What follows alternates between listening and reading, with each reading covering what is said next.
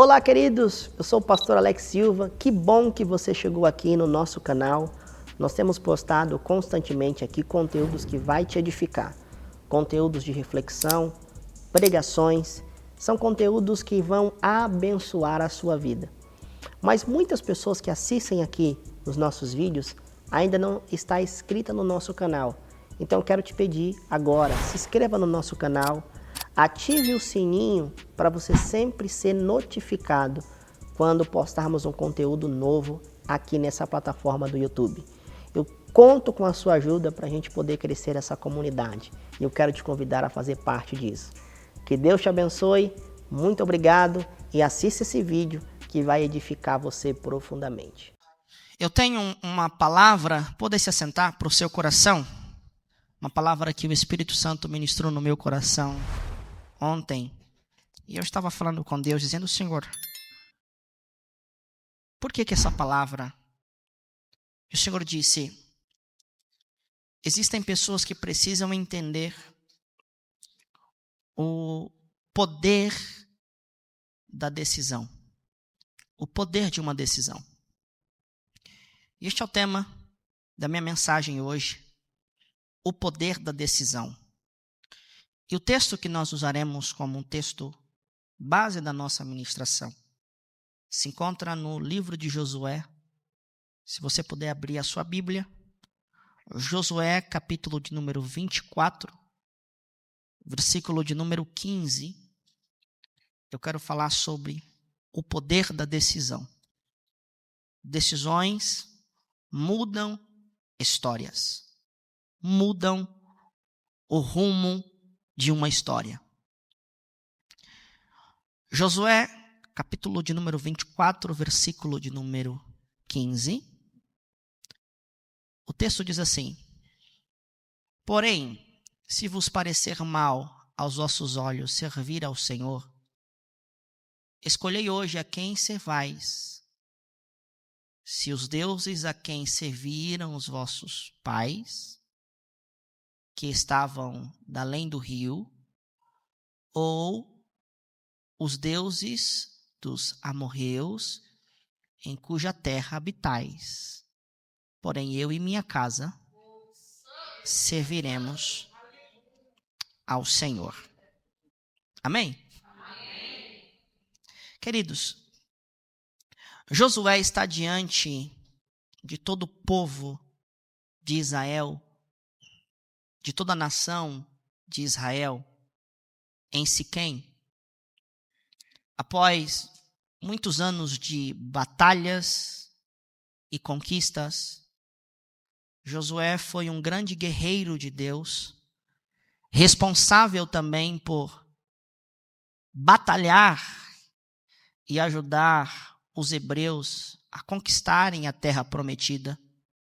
E a conquista da terra prometida resultou também em outras batalhas, na permanência na terra prometida, porque existiam muitas nações pagãs que estavam em volta do povo de Deus.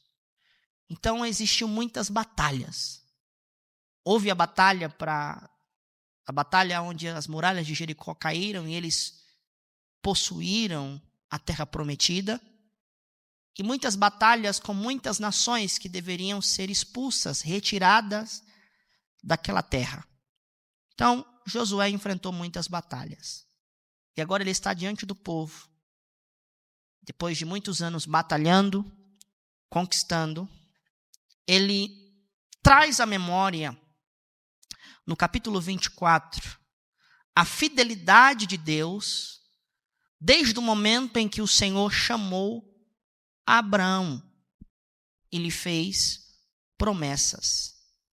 Então, tudo que Deus havia falado a Abraão, tudo que Deus havia dito a ele, e as promessas que o Senhor havia falado, todas as etapas de cumprimento dessa promessa, Josué faz questão de lembrar o povo o quanto Deus se manteve fiel à sua palavra. Apesar de momentos de infidelidade, Deus se manteve fiel à sua palavra. Por quê? Porque a fidelidade de Deus está assegurada a sua palavra. E talvez o que eu vou falar aqui seja algo libertador. Deus, ele é fiel à sua palavra. A Bíblia diz em Jeremias que ele vela com a sua palavra para fazê-la cumprir. Então, aquilo que Deus fala, ou que sai da boca de Deus, ele cumpre. E é exatamente isso que Josué está falando. Mesmo diante da possibilidade do povo se desviar espiritualmente e abraçar os falsos deuses que estava diante deles, Josué aqui se coloca à frente do povo e faz um apelo muito claro. E a primeira coisa que Josué fala é: escolha a quem vão servir. Josué se coloca diante do povo e ele diz de forma muito clara no texto. Primeiro, escolhei hoje. Ele não está falando amanhã, nem daqui a um mês. Ele está dizendo, é nesse momento que vocês precisam tomar uma decisão. Essa expressão indica uma escolha deliberada e definitiva. Porque, de fato, o povo estava servindo a Deus e namorando os outros deuses. É como você viver numa relação e flertar com outra pessoa. Era exatamente assim que a nação de Israel se comportava em relação a Deus. Nós somos casados com o Senhor, mas nós, às vezes, adoramos a outros deuses, porque os achamos interessantes, porque eles são visíveis, são deuses que nós conseguimos enxergá-los. Então existia aqui um conflito muito grande entre uma decisão de fidelidade e uma ação baseada numa ausência de consistência. Então Josué diz assim: vocês precisam decidir hoje, agora. Por quê? Porque é do interesse de Deus. Deus se interessa com a decisão que nós temos que tomar. Tem muita gente que está na igreja e ele fica assim brincando com Deus. Não, eu vou lá, eu vou no culto, eu participo. Mas eu ainda não me decidi. Eu ainda não tomei essa decisão. E o Senhor está dizendo assim, olha, a decisão tem que ser agora. A decisão tem que ser hoje.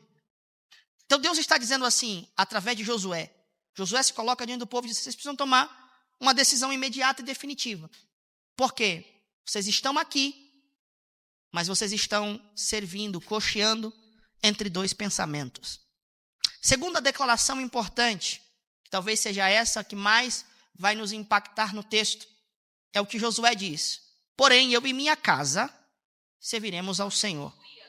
Josué, ele se coloca à frente como líder espiritual da sua família, entendendo que a decisão que ele vai tomar naquele momento também se aplicaria de forma coletiva aos seus e à sua descendência.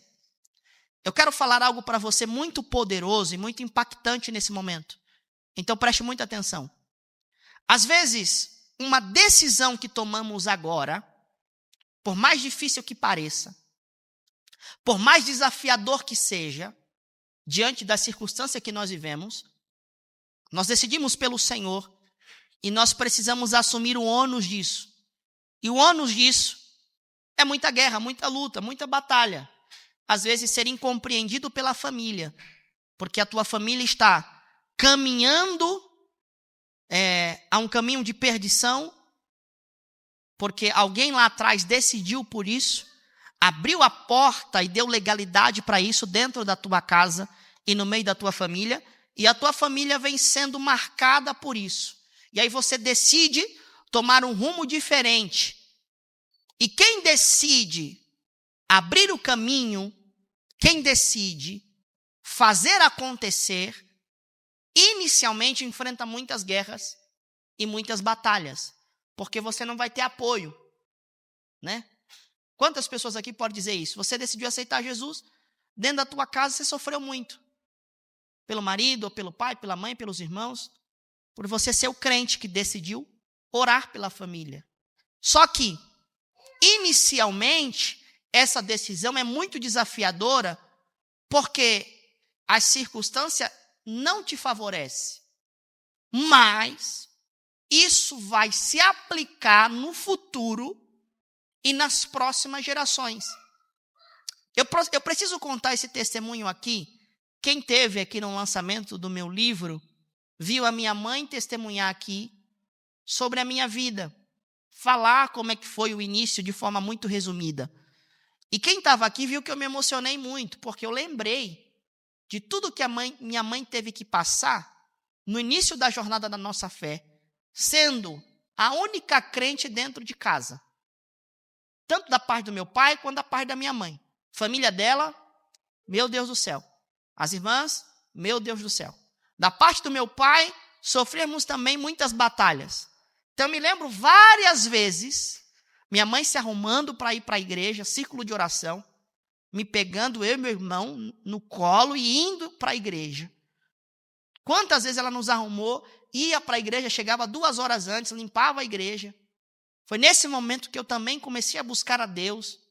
O meu irmão também começou a tocar o instrumento, mexer no instrumento. Então ela foi dando responsabilidade para o meu irmão. Você vai limpar a bateria. E eu limpava o banheiro e ajudava ela a passar pano na igreja. Eu me lembro como foi desafiador isso. Às vezes no almoço de família, zombava da nossa fé. Zombava da decisão da nossa mãe. Zombava disso várias vezes. Eu lembro que um dia um tio meu nos colocou na mesa e começou a zombar da gente, dizendo que a minha mãe estava deixando a gente louco, que fez lavagem cerebral, porque eu também comecei a trabalhar no ministério, e disseram para ela, você está forçando o menino a viver como você. Nesse período também, minha mãe estava separada do meu pai perseguiu a gente de todas as maneiras. Então, assim, eu vi, quando ela começou a contar aqui, eu me lembrei de tudo. Porque naquele período em que ela decidiu fazer isso, ela não teve nenhuma recompensa. Ela não fez isso pensando que o filho seria pastor, que o filho lançaria livro, que o filho iria pregar fora do país. Não, ela fez porque ela teve uma convicção pessoal. E isso firmou os passos dela. Só que a decisão dela refletiu nas próximas gerações. Porque alguém que era motivo de zombaria, agora se tornou uma referência de fé. Eu acho que você não está aqui. Alguém que era motivo de zombaria se tornou referência de fé. Porque agora ela não está mais sozinho, ela não está mais sozinha. Agora existem outras pessoas que foram impactadas com a decisão que ela tomou em Cristo Jesus. Eu estou dando um exemplo de dentro da minha casa, mas eu tenho convicção que existem muitos exemplos aqui de pessoas que se colocaram como uma referência de espiritualidade dentro da sua casa, mesmo vendo a sua família indo para o buraco, mesmo vendo as coisas acontecendo de forma negativa, você se colocou na posição e disse, eu vou representar espiritualmente a minha família. Os anos passaram, a semente que foi plantada cresceu. Olha o resultado, olha o fruto da tua decisão. Então Josué se colocou como uma referência e isso se aplicou de forma coletiva nas próximas gerações da sua família. Por isso que ele diz, eu, e não só eu, mas eu e minha casa serviremos ao Senhor. Outra coisa que é muito interessante, é preciso lembrar que Israel havia sido liberto do Egito, do mundo. O Egito aqui representa mundo, tipifica mundo. Então Israel havia sido liberto do Egito. Depois de ser liberto do Egito, Israel passou pelo deserto. 40 anos no deserto. Lá, 40 anos no deserto. E o que representa deserto? Deserto representa as provações. O que a provação faz conosco? Deus nos arranca do mundo, Deus nos tira do Egito, mas Ele não nos coloca imediatamente na terra prometida. Porque para nós crentes, a terra prometida representa o céu. Só que Deus não nos coloca imediatamente na terra prometida. Deus nos coloca no deserto. Para quê? Porque o objetivo de Deus no deserto é arrancar o Egito do nosso coração. Então isso é muito importante, porque Israel é tirado do Egito, depois atravessa o deserto, o período de provação, e agora está na terra prometida, o ambiente da promessa. E mesmo assim, estavam propensos a voltar para os ídolos. Isso aqui mexeu muito comigo, porque eles viram coisas sobrenaturais, testemunharam coisas sobrenaturais, Deus fez cumprir aquilo que havia prometido aos antepassados, Abraão, Isaque e Jacó. Deus cumpriu. E mesmo eles vendo o sobrenatural, mesmo eles vendo Deus cumprir o que falou, eles ainda estão indecisos se serve a Deus ou se serve aos ídolos. Isso mexe comigo.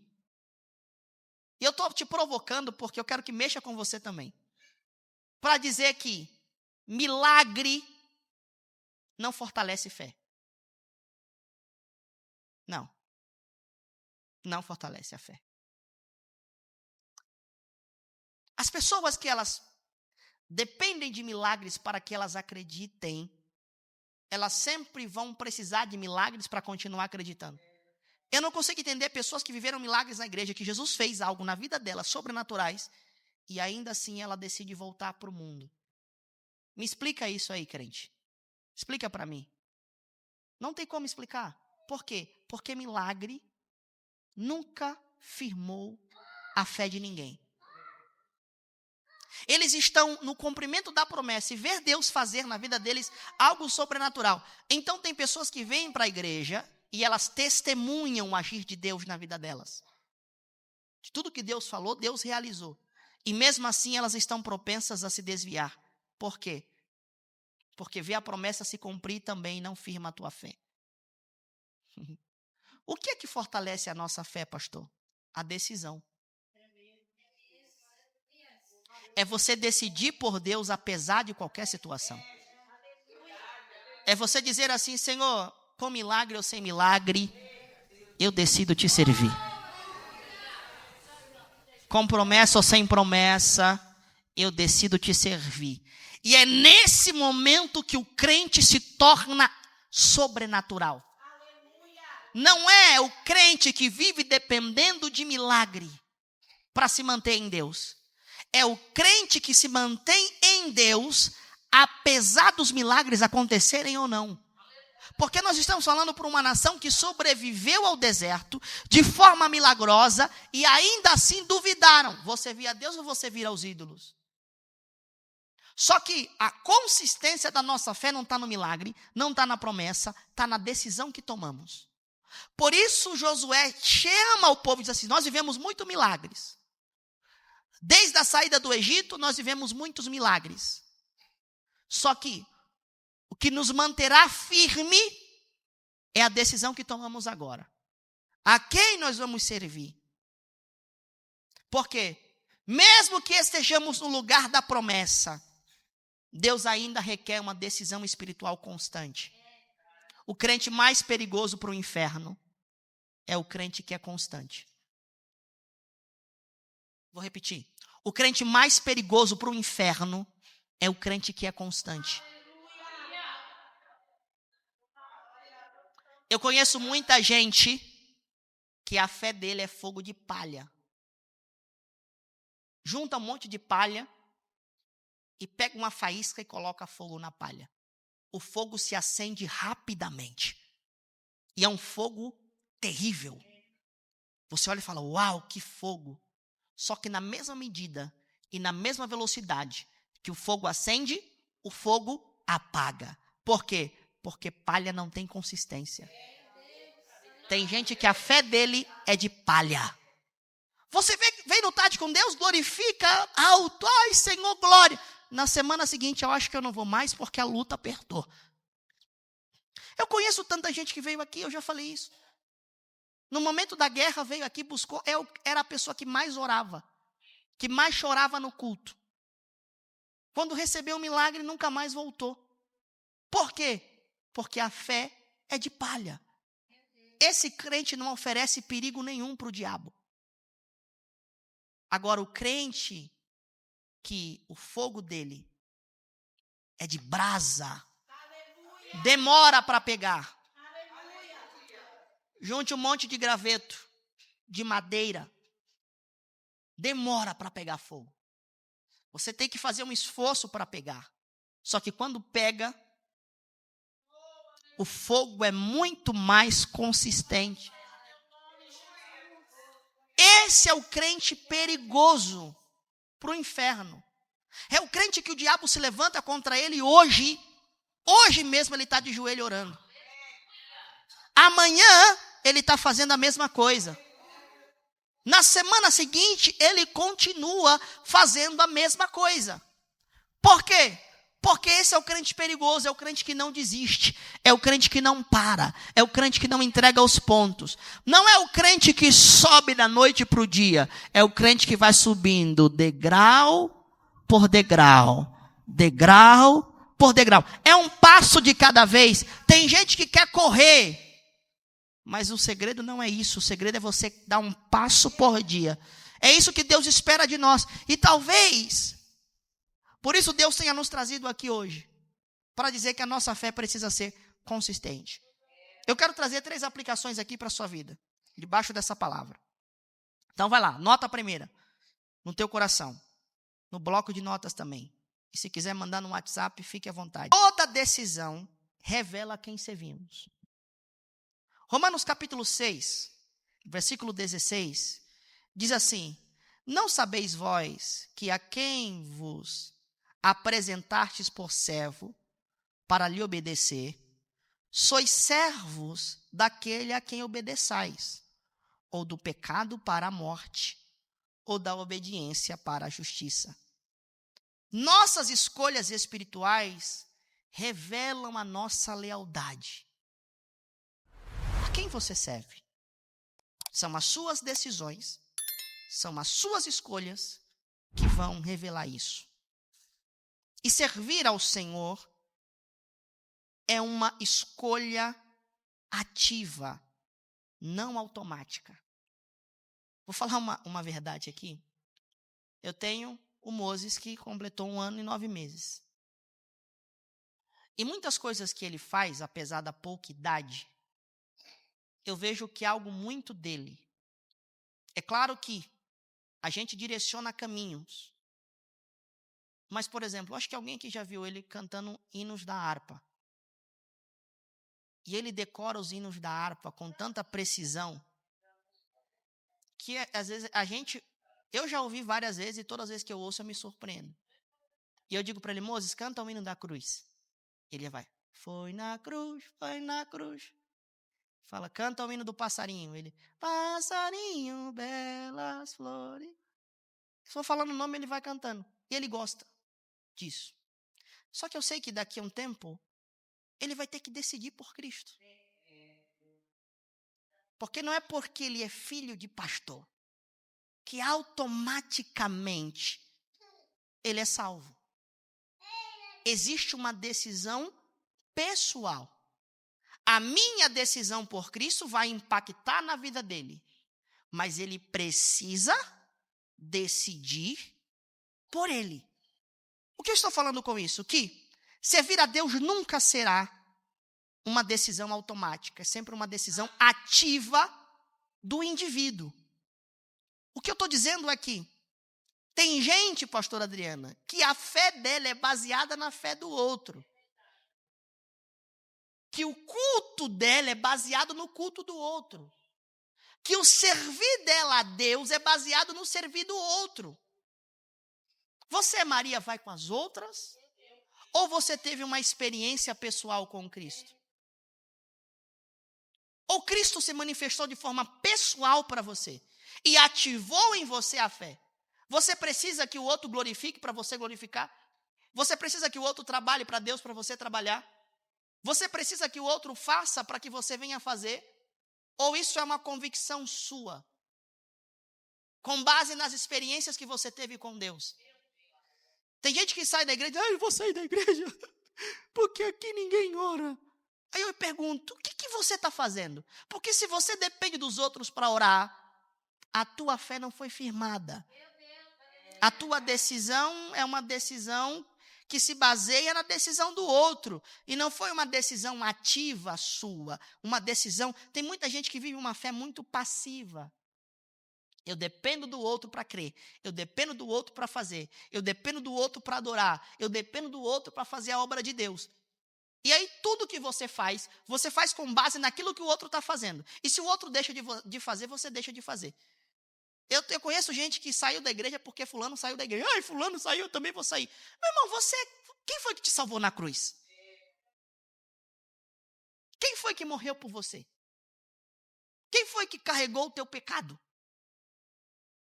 O fulano que você está seguindo porque ele saiu da igreja, agora você vai sair também, ele não morreria por você, tenho certeza disso. Nem carregaria a tua culpa. Pode ter certeza que na primeira dificuldade, ele vai falar assim, a culpada é ele ou ela. Tenha certeza disso. Porque às vezes a gente fica abraçado tanto a amizades. A gente é tão leal às nossas amizades, que colocamos essa lealdade acima de Cristo, acima de Deus. Jesus carregou a culpa dos nossos pecados. E a nossa lealdade precisa estar ligada a Ele. Você não serve a Deus apenas porque está em um ambiente cristão. Você serve a Deus porque isso é uma decisão. Isso foi uma entrega. Então, toda decisão é um altar. Aleluia. Que você levanta ao Senhor. E este altar, ou ele vai te consagrar, ou ele vai te contaminar. Segundo, uma decisão firme protege a sua casa, a sua descendência. Atos capítulo 16, versículo 31 diz, crer no Senhor Jesus Cristo e serás salvo, tu e a tua casa. E eu preciso te explicar isso de uma forma muito prática. Porque Jesus te salvou dentro da tua casa, dentre os seus, por um propósito. E o propósito não era te fazer feliz, te dar bênçãos, mas fazer de você um instrumento de transformação dentro da sua própria casa. Pastor, mas eu vou esperar o pastor ir lá na minha casa para minha família crer em Jesus. Então Jesus te salvou lá para quê? Por que Jesus te salvou lá? Você vai ficar dependendo do pastor? Ou você crê que o mesmo Espírito que habita no pastor habita em você? Que o mesmo sangue que limpou o pastor também limpou você? Que o mesmo sangue, sacrifício que empoderou o pastor, também empoderou você. Esta mensagem aqui é libertadora. Religioso não suporta isso.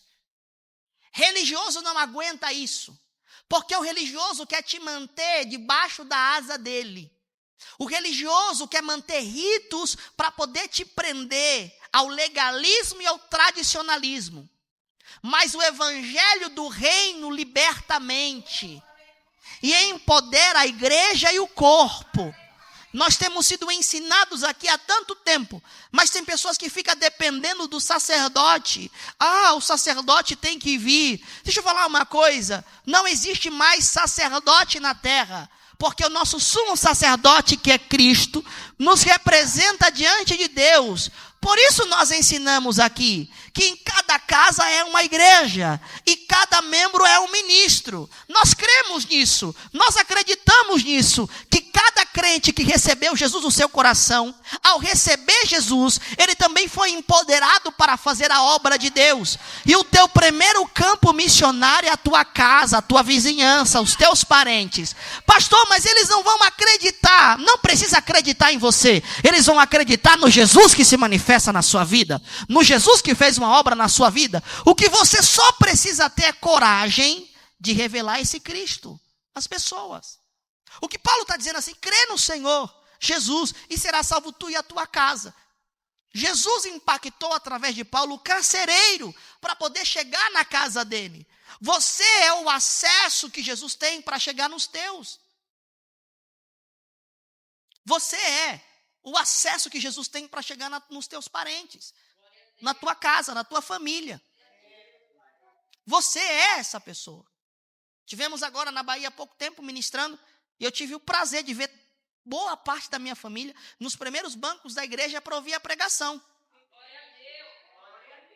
Por que eu estou falando isso? Porque mesmo eu de longe consegui impactá-los.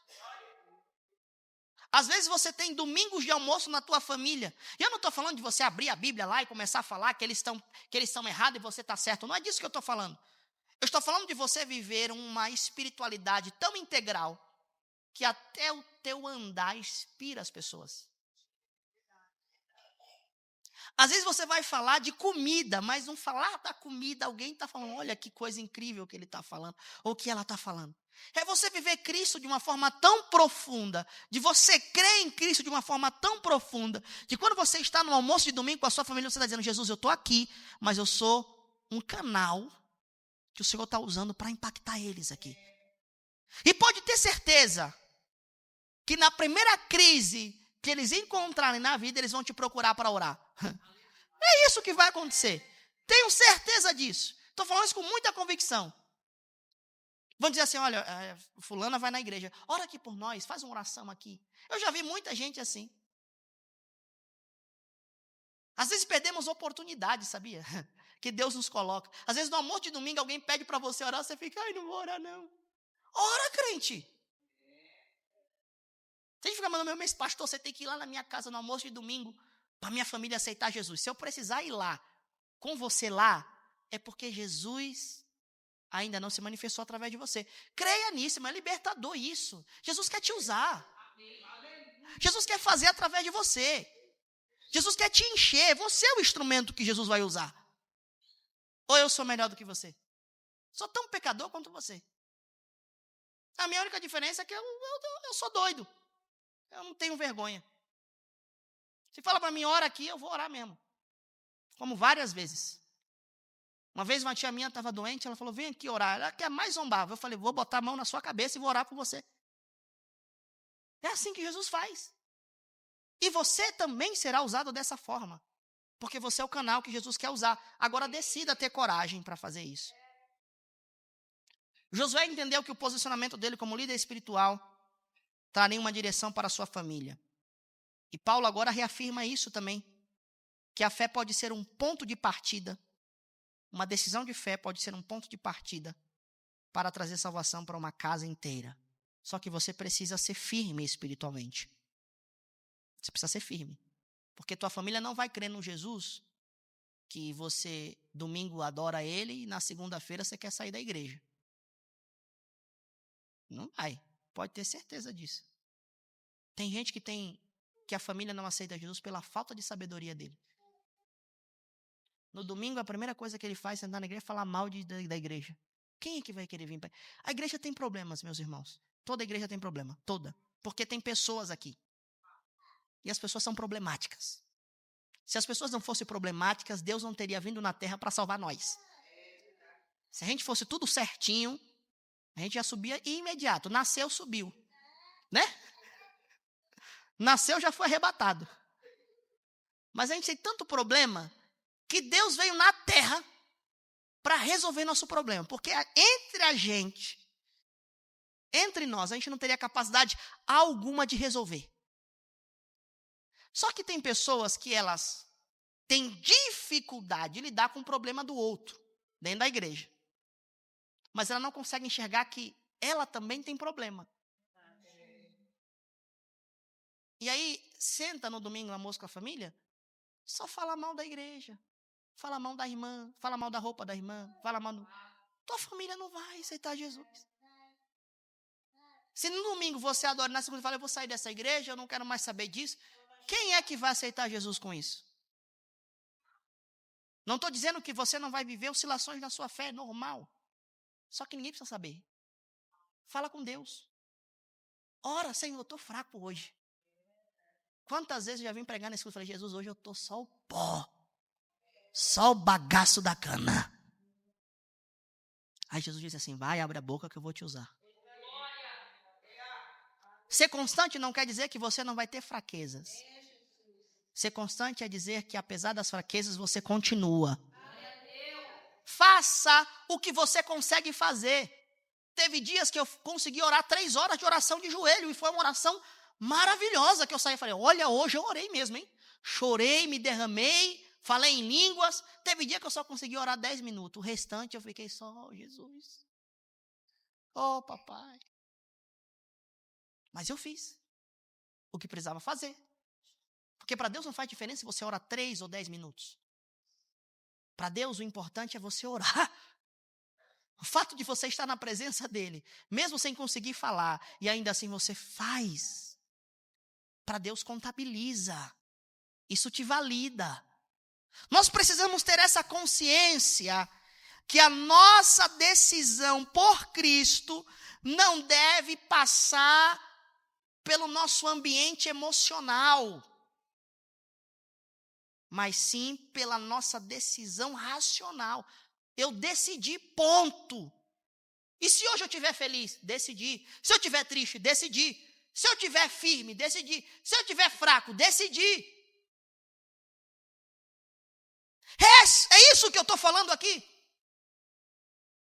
Eu sei que tem muita gente aí fora que gosta de ouvir balela. Mas o que eu estou falando aqui é algo para fortalecer e libertar você. Você faz por você. Eu, como pastor, te ajudo. O teu irmão que está do teu lado te ajuda. Só que a ajuda dele não vai sobrepor a tua vontade de querer fazer. Você faz por você. Então creia nisso.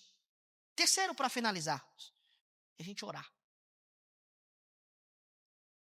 A nossa decisão, se não se renovar, sempre, ela vira uma religião morta. Apocalipse capítulo 2, versículo 4 e 5 diz, tenho, porém, contra ti que deixastes o primeiro amor. Lembra-te, pois, de onde caístes, e arrepende-te, e pratique as primeiras obras. Isso aqui mexe comigo por quê? Porque tem pessoas que estão na igreja com base em uma decisão que tomou lá atrás, mas essa decisão não está acesa hoje na sua vida. Eu conheço gente que vive de coisas que decidiram lá atrás, mas agora no presente, a decisão já não faz mais sentido. E você se tornou alguém apenas que está empurrando com a barriga. Nós precisamos perceber aqui que em Apocalipse essa carta está sendo direcionada à igreja de Éfeso, que é uma igreja que começou bem, mas abandonou o fervor. E essa decisão de seguir a Cristo precisava passar por uma retomada de decisão, por uma renovação. Então, Deus está escrevendo para essa igreja. Eu tenho, porém, contra ti que você deixou o primeiro amor. Aquela decisão fervorosa que você tomou lá atrás. Você lembra o primeiro dia que você aceitou Jesus? Você decidiu por Cristo? Você chorou, você se derramou, e você saiu da igreja dizendo assim, Jesus, olha, foi a melhor coisa que eu tomei na minha vida, a melhor decisão. Culto de segunda-feira, estou orando. Quarta-feira, estou no tarde com Deus. Domingo, vinha para os 2 cultos, de manhã e de noite. O que aconteceu no decorrer deste tempo que você perdeu o fervor? E quando eu falo de fervor, eu falo de vontade.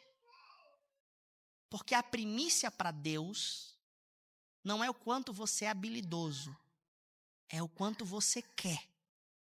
O quanto você tem vontade de servir a Ele.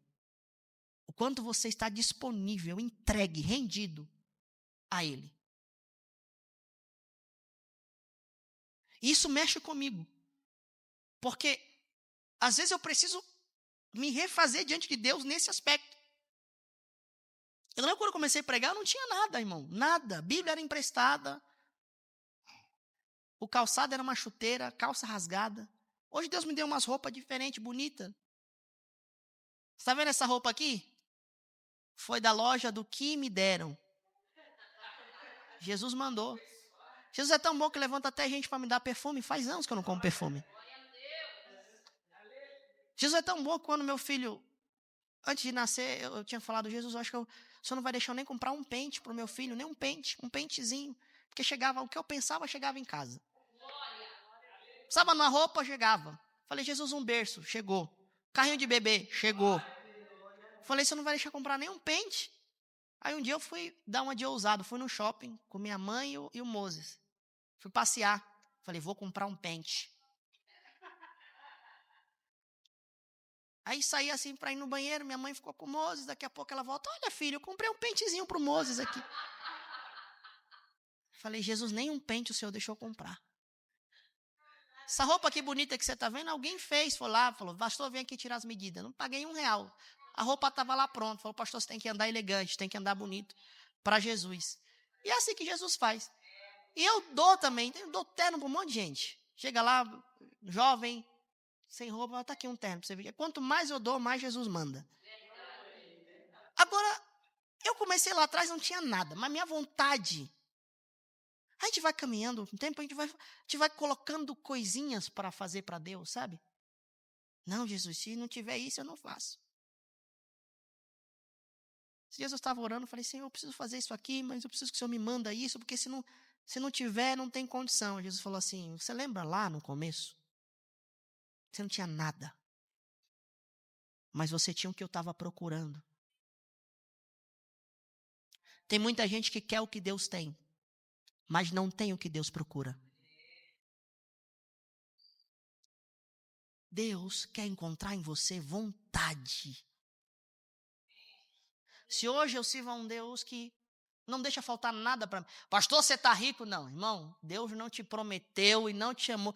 Quem pensa em servir a Deus no ministério para ficar rico, está indo pela motivação errada. Mas vou dizer uma coisa, o pão de cada dia Deus manda. Não falta. Não falta. Tenho certeza disso. Estou falando isso com toda... São 22 anos. Se não fosse a mão de Deus, eu nem teria chegado aqui. Mas a gente vai chegando no decorrer da caminhada, a gente perde o primeiro amor, o fervor. A gente perde a vontade de fazer e começa a colocar desculpas, empecilhos, impedimentos para Deus.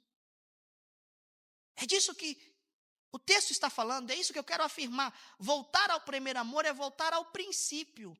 O propósito inicial pelo qual te trouxe a Cristo. E qual foi o princípio que te trouxe a Cristo? A consciência de que você era um pecador. A consciência de que Cristo morreu pelos seus pecados. A consciência de que... Essa mensagem ninguém quer pregar mais hoje, tá? Hoje é só mensagem de motivação. Jesus, você é o bichinho precioso de Jesus.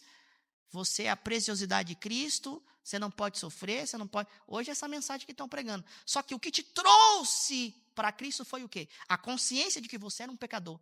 A consciência de que Cristo morreu pelos seus pecados. E a consciência de que Ele te salvou. Se isso é o princípio, esse é o motivo pelo qual nós viemos servir ao Senhor aqui. Jesus não te salvou. E você não está aqui porque Ele te prometeu casa, carro. Tudo é consequência. E se Ele quiser te dar, amém. E nós cremos que Ele é poderoso para fazer muito mais do que nós pedimos ou pensamos. Mas este mais, além, Ele já deu para nós. Que é a salvação. Se a obra que Cristo fez na cruz não é o suficiente para te manter de pé, nada nesta igreja, nem pastor, nem pregador, nem oração da fé, vai te manter firme. Voltemos ao primeiro amor. Voltemos a quando tudo ao nosso redor não fazia sentido apenas servir a Cristo. Por aquilo que Ele é e não por aquilo que Ele pode dar. E essa decisão precisa ser renovada todos os dias dentro da nossa consciência. Não é renovada diante de Deus, é renovada para nós mesmos. Por quê? Porque o nosso interior é mau. Todo dia nós temos que lutar contra nós mesmos. Todos os dias nós temos que lutar contra o velho homem que tenta desvirtuar essas verdades dentro do nosso coração. E por isso nós matamos e nós renovamos o propósito dentro de nós, dizendo: eu vou servir ao Senhor. Mas está difícil, não tem problema, sirvo. Mas a família está em crise, não tem problema, eu continuo servindo. Mas você está passando por crise financeira, com dinheiro ou sem dinheiro, com carro ou sem carro, com roupa ou sem roupa, eu sirvo ao nome do Senhor Jesus Cristo. É isso que o Senhor quer nos ensinar hoje. Uma fé que, se não for alimentada, ela morre. O problema aqui é que, para que o fogo permaneça aceso, nós precisamos alimentá-lo todos os dias. Quem decide por Deus hoje, vence o que tentou te destruir ontem. Glória a Deus. Deuteronômio 30, versículo 19 diz: os céus e a terra tomam hoje por testemunha contra vós, que vos propus a vida e a morte, a bênção e a maldição. Escolhe, pois, a vida, para que vivas, tu e a tua descendência. Deus colocou dois caminhos, duas opções, escolhe. E o Senhor aconselha: se eu puder te dar um conselho, escolhe a vida. Deus, ele propõe, você escolhe. Mas é a decisão que define o final de tudo. Josué escolheu em um tempo em que muitos estavam acomodados, na terra da promessa. Ele não foi influenciado pelo seu momento, não foi influenciado pela cultura momentânea. Ele foi influenciado por uma convicção. E Deus, ele fala conosco através de convicções. Ele decidiu servir ao Senhor, não só ele, mas toda a sua casa. Essa decisão influenciou, impactou profundamente a sua vida e a sua descendência. Então esse é o desafio. Você já decidiu verdadeiramente por Cristo? Você está liderando a sua casa com firmeza e espiritualidade? Será que você, hoje, nesse dia, não precisa renovar a tua decisão? Então esse é o nosso apelo hoje. Hebreus 13:15 diz: hoje, se ouvirdes a sua voz, a voz do seu Deus, não endureçais o vosso coração. Deus está falando conosco hoje. Essa é a palavra que Ele liberou para nós. E nós vamos sair daqui debaixo dessa convicção. Você crê no poder da sua decisão? E o poder da nossa decisão está em decidir por Cristo, apesar de qualquer situação, apesar de qualquer problema. Amém? Vamos nos colocar de pé.